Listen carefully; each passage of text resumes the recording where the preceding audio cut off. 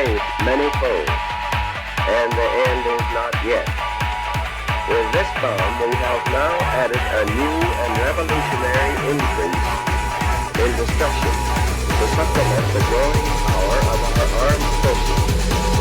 In its present form, these bombs are now in production